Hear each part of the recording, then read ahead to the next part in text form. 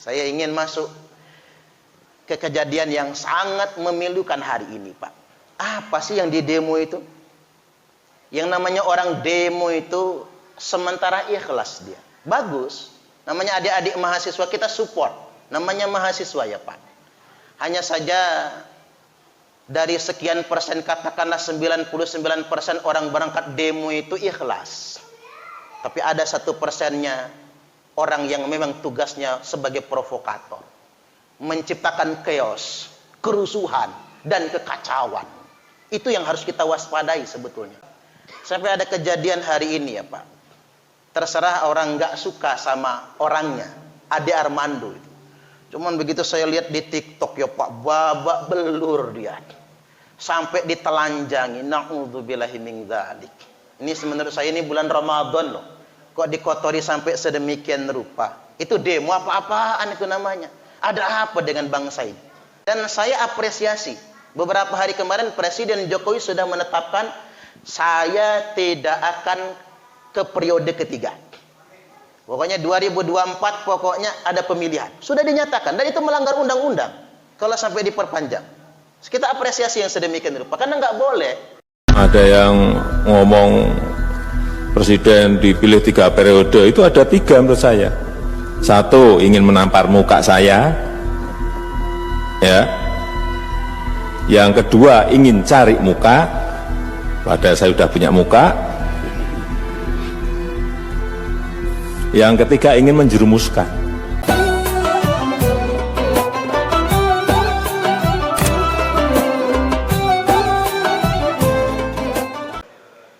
Tema tausiah malam ini adalah 2 penyakit hati yang sangat ditakutkan Nabi.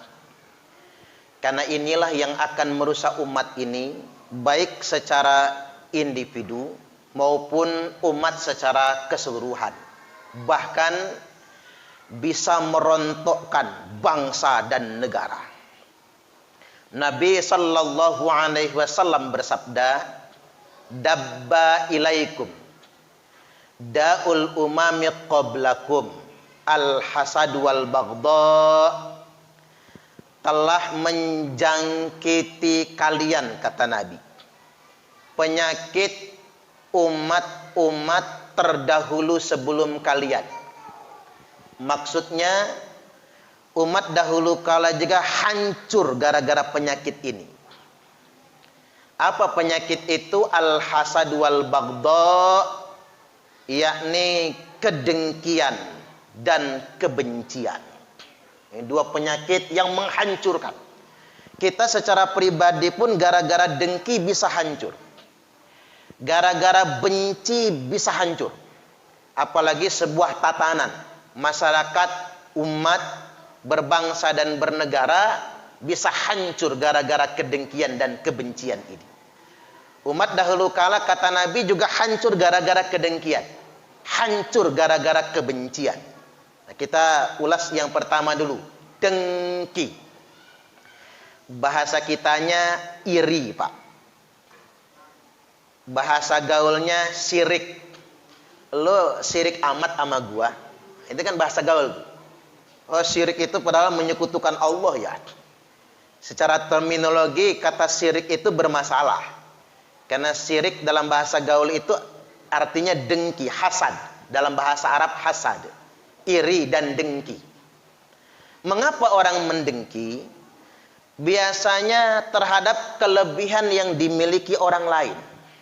Ada sebuah kasus pembunuhan pertama dalam sejarah hidup umat manusia, yakni Habil dibunuh sama Qabil. Itu sebabnya apa? Dengki. Jadi yang menyebabkan manusia menumpahkan darah karena dengki, Pak. Karena dengki, karena iri. Jadi sampai kejadian kriminal pertama kali di muka bumi ini didahului dengan yang namanya kedengkian. Terutama terhadap kelebihan yang Allah berikan kepada orang lain. Makanya ada hadis yang sangat saya sukai. Karena hadis ini luar biasa maknanya. La yu'minu ahadukum hatta yuhibba li akhihi ma yuhibbu li nafsih. Tidaklah beriman salah seorang di antara kalian. Atau saya ingin sederhanakan, tidaklah benar-benar beriman. Tidaklah sempurna imannya salah seorang di antara kalian hatta yuhibba li akhihi, sehingganya dia mencintai, menyukai li akhihi, bagi saudaranya, ma apa-apa, yuhibbu li nafsih, apa-apa yang dicintai, disukai pada dirinya sendiri. Jadi jangan salah arti hadis ini ya Pak, karena banyak penceramah salah ngertiin. Tidaklah beriman di antara kalian sehingganya kalian mencintai saudara kalian seperti mencintai diri kalian sendiri. Ya nggak bisa lah Pak. Saya nggak bisa mencintai Ustadz Solihin seperti mencintai diri saya sendiri. Emang homo sayanya Pak? Nggak bisa. Bapak-bapak jujur aja. Nggak bisa mencintai istri sendiri seperti mencintai diri sendiri.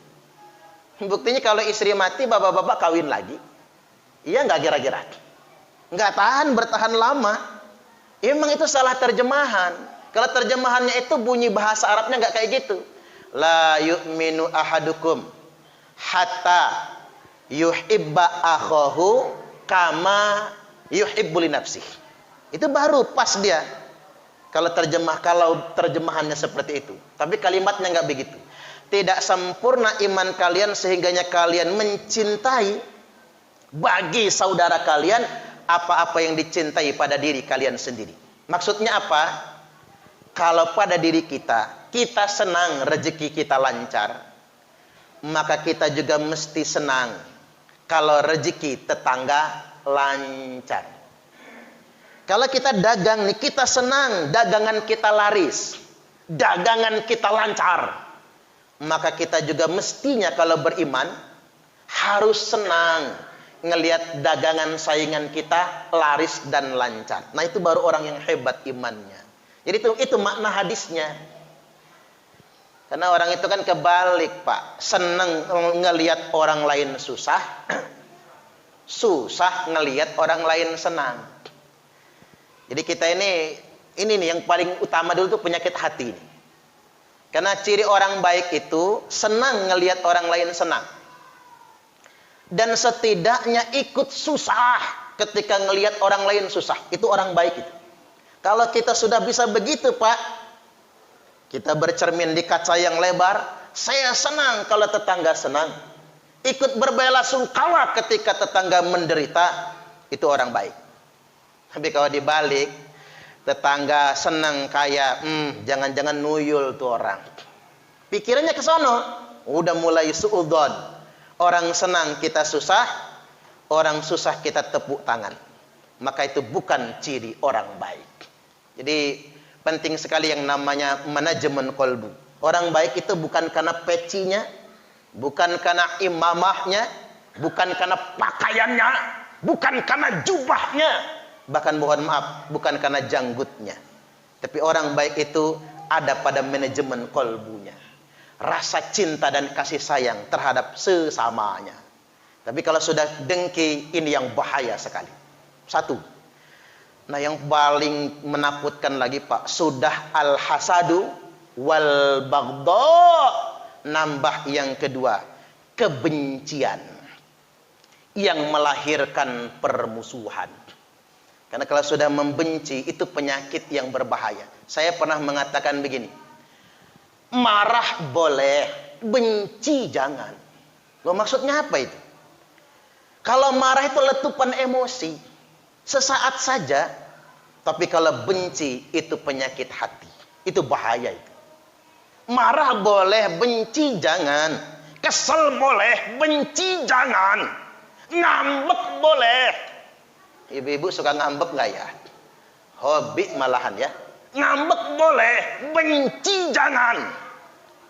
Karena kalau ngambek itu emosi, apalagi lagi Bu, PMS istilahnya ya. Gampang ngambeknya, gampang tersinggungnya, itu wajar, kondisi emosi. Tapi benci jangan, karena benci itu penyakit hati. Hati-hati sekali, karena yang merusak itu adalah kebencian. Kadang-kadang begini Bapak Ibu, iri dan benci itu muncul gara-gara faktor cinta wanita biasanya Pak. Ngesir sama cewek, diambil orang. Rasanya sebel banget itu. Itu karena cinta. Atau karena harta, persaingan bisnis, ekonomi. Dan yang paling banyak merusak umat Nabi Muhammad, kedengkian dan kebencian karena faktor politik, kekuasaan. Hati-hati betul. Maka di bulan suci Ramadan ini saya mengajak, yuk kita belajar membersihkan hati kita. Jangan hanya gara-gara beda afiliasi politik kita punya alasan untuk membenci. Sudah dosa kita ini. Saya pernah kasih contoh ya Pak. Saya sama istri saya itu milih presiden aja beda. Saya sama istri saya beda. Kalau saya benci dia, selesai urusan rumah tangga, kelar Pak. Begitu keluar dari TPS, saya tanya sama istri saya, "Ndah, kamu milih siapa?" 02 lah, Prabowo pilihannya Pak. Abi, Jokowi kata saya. Apa saya marah? Bagus kamu kata saya. Berani beda dengan suami. Dan saya nggak marah.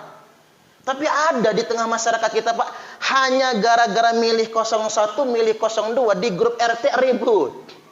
Di grup masjid berantem. Nauzubillah. Ini kan cuma urusan politik. Mengapa kita sampai segitunya saling membenci satu sama lainnya? Nah, ini harus hati-hati sekali.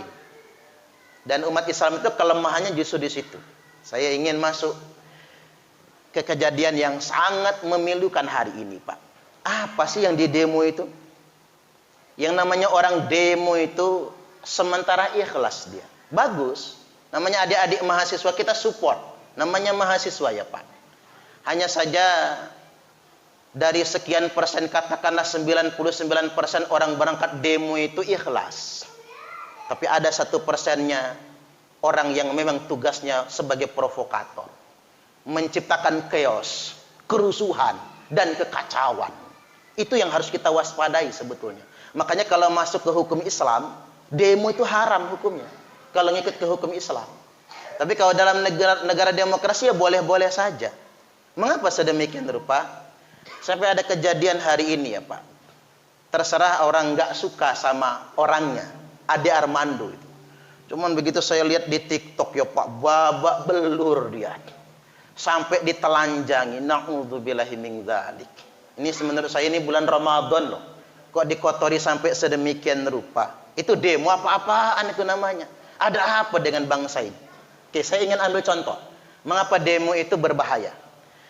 Utsman bin Affan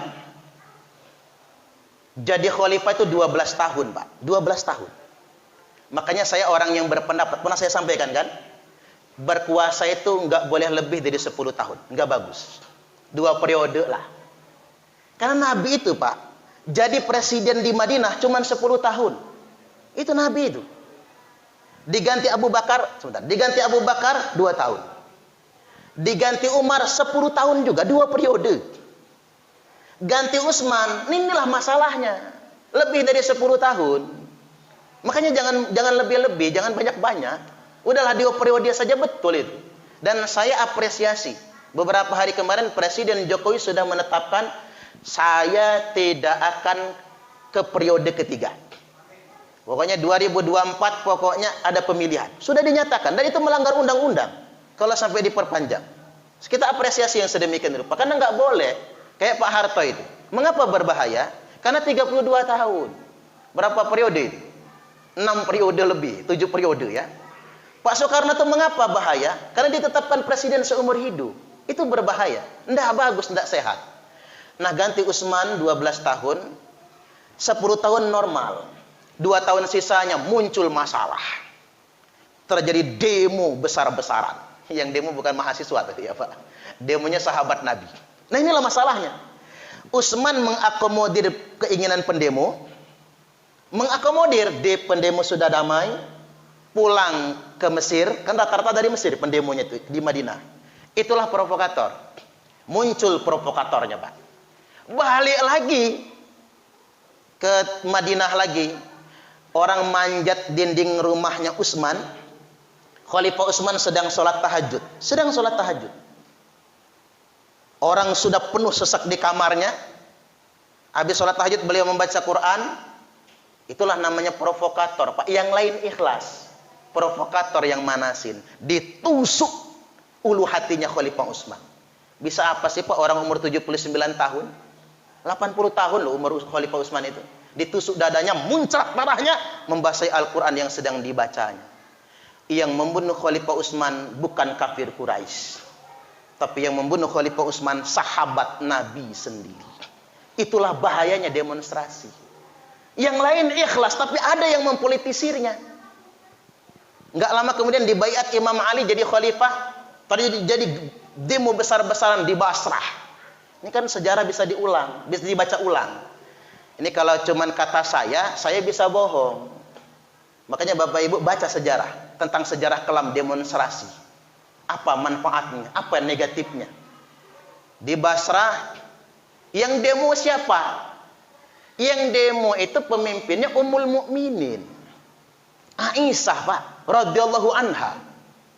Yang di demo siapa? Presiden Khalifah Ali bin Abi Thalib yang di demo. Demo awalnya tuh damai, nggak ada water cannon, nggak ada apa-apa gitu Pak. Belum ada polisi zaman itu. Muncul provokator. Provokatornya siapa? Jalabah. Jalabah ini orang Khawarij. Orang Khawarij itu apa Pak? Kelompok Islam radikal. Orang Khawarij itu begitu. Yang lain kafir semua. Yang benar dia sendiri. Yang lain bid'ah semua. Yang sunnah dia sendiri. Yang akidahnya lurus dia semua, yang lain dia saja, yang lain salah semua. Ini Jalabah. Di panahnya gubernur Basrah, pas di jantung, kemudian meninggal dunia. Karena kejadian itu chaos akhirnya. Terjadi perang saudara pertama dalam sejarah Islam. 18.000 sahabat Nabi wafat meninggal dunia. 15.000 dari kubu demonstran, Aisyah Ummul Mukminin. 3.000-nya dari kubu pemerintah. Ini perang saudara loh.